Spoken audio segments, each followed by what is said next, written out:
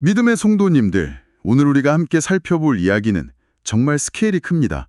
타락한 존재들, 거인 용사들, 그리고 세상을 집어삼키는 대홍수까지, 그리고 그 모든 것 속에서 거대한 배에 동물들을 싣고 살아남으라는 임무를 받은 한 가족의 이야기죠. 오늘 우리가 깊이 파고들 말씀 바로 창세기 6장입니다.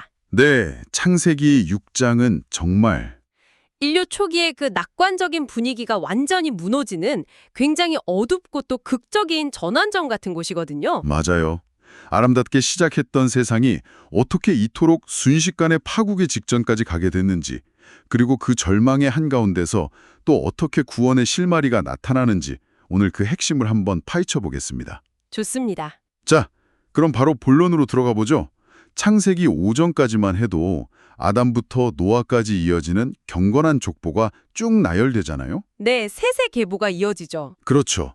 그런데 6장에 들어서자마자 분위기가 완전히 바뀝니다. 하나님의 아들들이 사람의 딸들의 아름다움에 빠져서 그들을 아내로 삼았다.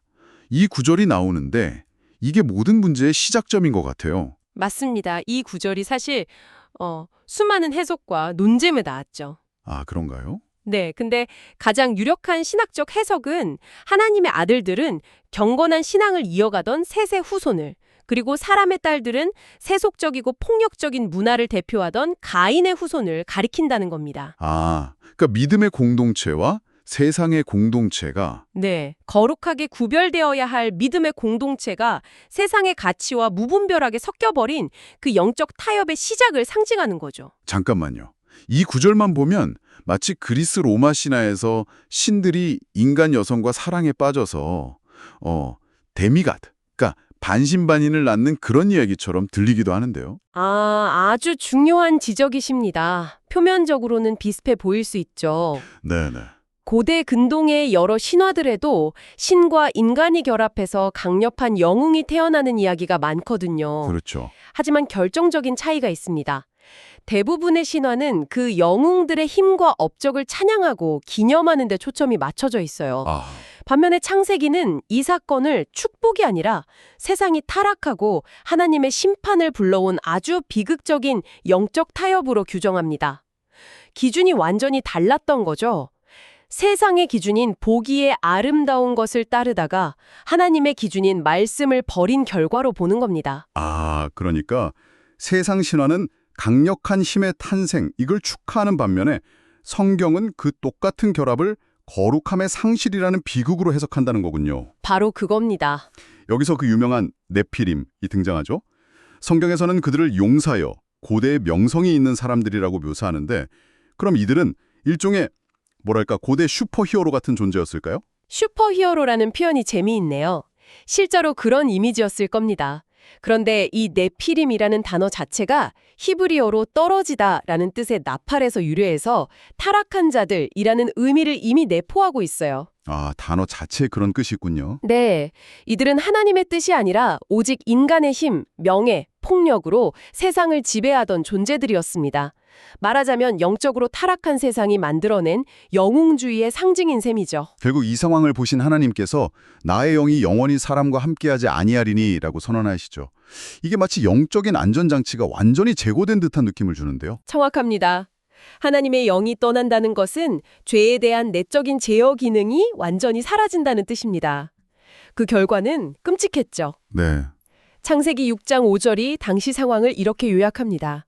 사람의 죄악이 세상에 가득함과 그의 마음으로 생각하는 모든 계획이 항상 악할 뿐임을 보시고. 항상 악할 뿐이다. 네, 부분적으로 나쁜 게 아니라 그냥 생각의 뿌리부터 행동의 열매까지 총체적으로 부패했다는 것. 신학에서 말하는 전적 타락의 상태를 보여주는 겁니다. 여기서 정말 충격적인 표현이 등장합니다. 하나님께서 땅 위에 사람 지으셨음을 한탄하사 마음에 근심하시고 라는 구절인데요. 솔직히 전지전능한 존재가 무언가를 한탄하고 후회한다는 게 좀 모순처럼 들리기도 하거든요. 그렇죠. 그건 정말 자연스러운 질문입니다. 신학자들이 이 문제를 두고 오랫동안 씨름해 왔죠. 네. 핵심은 이 표현이 하나님의 감정 변화나 실수를 의미하는 게 아니라는 점입니다. 오히려 인간이 이해할 수 있는 가장 강렬한 언어를 사용해서 창조주가 자신의 완벽한 창조 세계가 죄로 인해 얼마나 처참하게 망가졌는지에 대해 느끼는 그 깊은 고통과 슬픔을 표현하는 것이라고 봐야 합니다. 비유를 들자면 훌륭한 장인이 평생의 역작을 만들었는데 누군가 그걸 의도적으로 망가뜨렸을 때 느끼는 그 참담함과 상심 같은 걸까요? 내가 저걸 왜 만들었던가 하는 탄식이 나올 만큼의 아픔 말이죠. 아주 적절한 비유입니다. 자녀를 너무나 사랑하는 부모가 그 자녀가 끔찍한 길로 빠졌을 때 차라리 널 낳지 말았으면 이라고 절규하는 것과도 비슷하죠. 그건 자녀에 대한 사랑이 식었다는 뜻이 아니잖아요. 그 사랑이 너무나 크기 때문에 느끼는 고통의 역설적인 표현이죠. 하나님의 한탄은 무관심의 표현이 아니라 깨어진 관계에 대한 가장 깊은 사랑의 표현이라고 할 수 있습니다. 그 깊은 슬픔과 실망 속에서 모든 것을 끝내기로 결정하신 것처럼 보이는데 바로 그때 이야기의 흐름을 완전히 바꾸는 한 문장이 등장합니다. 창세기 6장 8절. 그러나 노아는 여호와께 은혜를 입었더라. 바로 그 지점입니다. 모든 것이 절망으로 끝날 것 같은 순간에 등장하는 그러나 이 한 단어가 모든 것을 뒤집죠. 네. 여기서 중요한 건 은혜라는 단어입니다. 성경은 노아가 의인이고 당대의 완전한 자였다고 말하지만 그가 의로웠기 때문에 은혜를 받은 게 아니에요. 순서가 반대군요. 네, 순서가 반대입니다. 하나님의 일방적인 은혜가 먼저 주어졌고 그 은혜의 결과로 노아가 의로운 삶을 살아갈 수 있었던 겁니다. 자격 없는 자에게 주어지는 선물이 바로 은혜의 본질이죠. 심판을 계획하시는 동시에 구원받을 한 사람을 선택하셨다는 거군요. 그리고 그에게 정말 엄청난 프로젝트를 맡기십니다. 바로 방주를 만드는 일이죠. 네. 이 방주의 설계도를 보면 좀 특이한 점이 있어요. 네, 가장 눈에 띄는 건 역시 방향키나 돛, 노처럼 배의 항해를 조정할 수 있는 장치가 전혀 없다는 점입니다. 맞아요. 이건 방주에 탄 사람들의 생존이 그들의 기술이나 지혜에 달린 게 아니라 전적으로 방주를 이끄시는 하나님의 주권에 맡겨져 있다는 아주 강력한 상징이죠. 스스로의 힘으로 길을 찾는 게 아니라 온전히 맡겨야만 살 수 있다는 메시지를 담고 있습니다. 또 하나 흥미로운 지시가 방주 안팎에 역청을 칠하라는 명령이잖아요. 이게 방수를 위한 실용적인 목적도 있었겠지만 여기에 또 다른 의미가 숨어 있다고요? 그렇습니다. 이 역청을 뜻하는 히브리어 코페르가 속죄나 덮는다는 뜻을 가진 카파르라는 단어와 어원이 같아요. 그래요? 네, 그래서 많은 신학자들은 이 역청이 단순한 방수제 이상의 의미를 갖는다고 봅니다.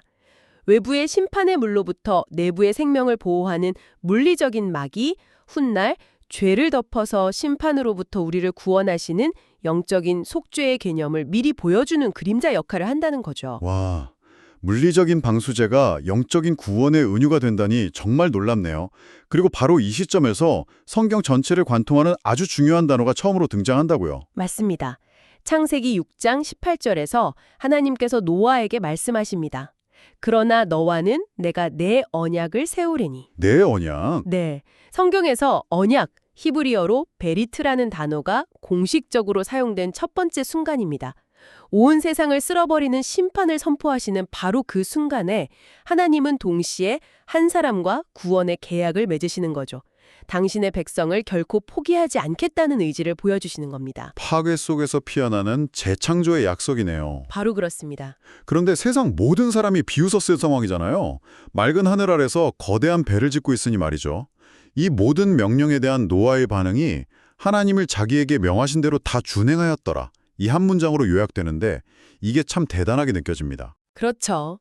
단순한 순종을 넘어서는 보이지 않는 미래에 대한 절대적인 신뢰가 없으면 불가능한 행동입니다.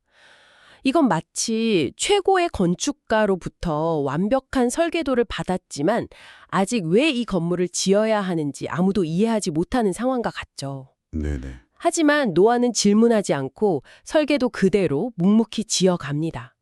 그 행위 자체가 그의 믿음의 고백이었던 셈이죠. 자, 그럼 이 수천 년 전의 이야기가 후대, 특히 신약 성경과 예수님께는 어떻게 연결이 되나요? 노아의 방주가 단순히 과거의 사건이 아니라고 하셨는데요. 네, 기독교 신학에서 노아의 방주는 예수 그리스도님을 예표하는 가장 중요한 상징 중 하나입니다.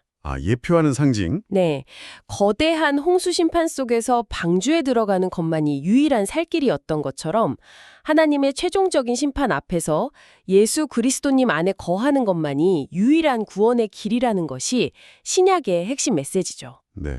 사도행전 4장 12절은 다른 이로서는 구원을 받을 수 없나니 천하 사람 중에 구원을 받을 만한 다른 이름을 우리에게 주신 일이 없음이라고 선포하는데 이게 바로 방주의 유일성과 정확히 연결되는 지점입니다. 그렇다면 세상을 심판했던 그 물, 역시 신약에서는 또 다른 의미로 사용되겠군요. 맞습니다. 아주 흥미롭게도 베드로 사도는 베드로 전서 3장 21절에서 홍수의 물을 세례와 직접 연결합니다. 세례요? 네, 그는 이렇게 말해요.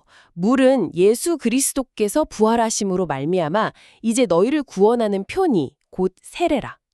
심판의 도구였던 물이 이제는 구원의 상징이 되는 역설이죠. 와, 홍수의 물이 옛 세상을 끝냈던 것처럼 세례의 물은 우리의 옛 죄인이 죽고 그리스도님 안에서 새로운 피조물로 다시 태어나는 것을 상징하게 된 겁니다. 6장의 장대한 이야기가 21세기를 살아가는 우리 믿음의 성도님들께 던지는 메시지는 무엇일까요?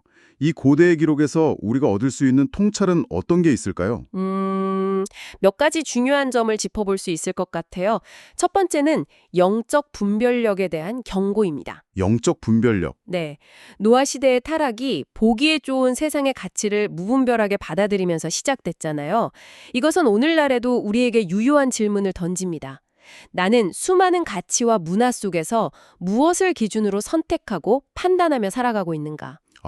로마서 12장 2절의 말씀이 떠오르는 대목이죠.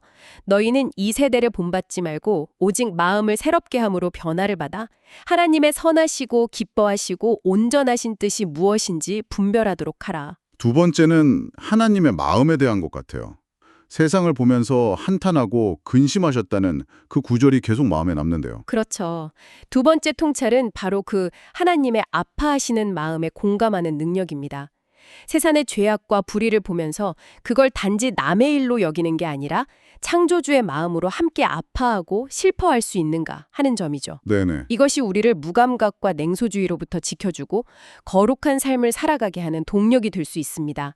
에베소서 4장 30절에 하나님의 성령을 근심하게 하지 말라는 말씀이 바로 이런 맥락이라고 생각합니다. 마지막으로는 노아의 행동에서 배울 점이 있겠네요. 네. 세 번째는 아직 보이지 않을 때 준비하는 믿음입니다. 노아는 비 한 방울 오지 않은 맑은 날에 방주를 지었습니다. 아마 미친 사람 취급을 받았겠죠. 그랬을 겁니다. 우리 삶도 마찬가지 아닐까요? 당장 눈앞에 위기가 보이지 않을 때, 평안할 때, 우리는 미래를 위해 어떤 믿음의 방주를 짓고 있는가? 히브리서 11장 7절은 노아의 믿음을 이렇게 평가합니다. 믿음으로 노아는 아직 보이지 않는 일에 경고하심을 받아 경외함으로 방주를 준비하여 그 집을 구원하였으니 매일의 순종과 신뢰가 바로 우리가 짓는 방주인 셈입니다. 오늘 우리는 창세기 6장을 통해 세상과 섞여 무너져 내린 한 시대의 모습과 그것을 보며 아파하시던 창조주의 마음, 그리고 모든 것을 넘어서는 은혜로 구원의 길을 예비하신 놀라운 계획을 함께 살펴봤습니다. 결국 이 모든 이야기의 중심에는 그러나 노아는 여호와께 은혜를 입었더라 라는 한 문장이 있습니다. 우리의 구원 역시 우리의 자격이나 노력의 결과가 아니라 전적으로 먼저 찾아오시는 그 은혜 덕분이라는 것을 다시 한번 생각하게 됩니다. 마지막으로 이 이야기를 곱씹어볼 만한 질문 하나를 남기면서 마무리할까 합니다. 노아가 방주를 짓는 그 긴 시간 동안 세상은 그를 조롱하고 비웃었을 겁니다. 오늘날 우리 역시 세상의 가치와는 다른 자신만의 신념과 가치를 따라 무언가를 묵묵히 만들어가고 있을 때가 있죠. 그때 세상의 시선에 우리는 어떻게 반응하고 있나요? 어쩌면 우리의 삶 자체가 보이지 않는 약속을 믿으며 묵묵히 지어가는 오늘의 방주는 아닐까 생각해 봅니다.